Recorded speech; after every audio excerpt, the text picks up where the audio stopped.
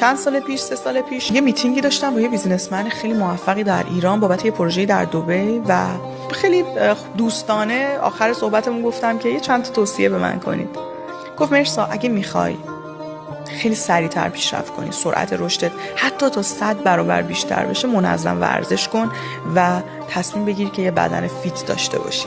اون موقع ازش این سوالو پرسیدم، گفتم که آقای دکتر من ورزش رو از بعد ظاهر میگین، مثلا خب آدم به هر حال فیت تر بشه، خوشگل‌تر، خوش استایل تره. گفت نه، مسئله ظاهر نیست، دیسیپلینه.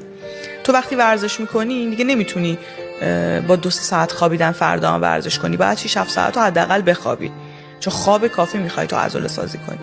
پس خوابت منظم میشه به مرور.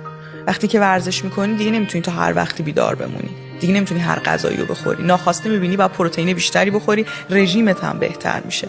دیگه وقتی گشنت میشه نمیری یه کیک سفارش بدی، میدونی که این کیک نمیتونه نیاز عضلات و بدن تو رو تامین کنه، دلت هم نمیاد بری تو باشگاه درد بکشی، اذیت بکشی، بعد بیای با اشکرینی خرابش کنی. این فراینده دومینووار از تو یک کاراکتر با دیسیپلین میسازه. پس ورزش کنید، پس تلاش کنید که نبگید و از اینکه یه سری از آدم‌ها رو از دست بدین تو این مسیر اصلا نترسین.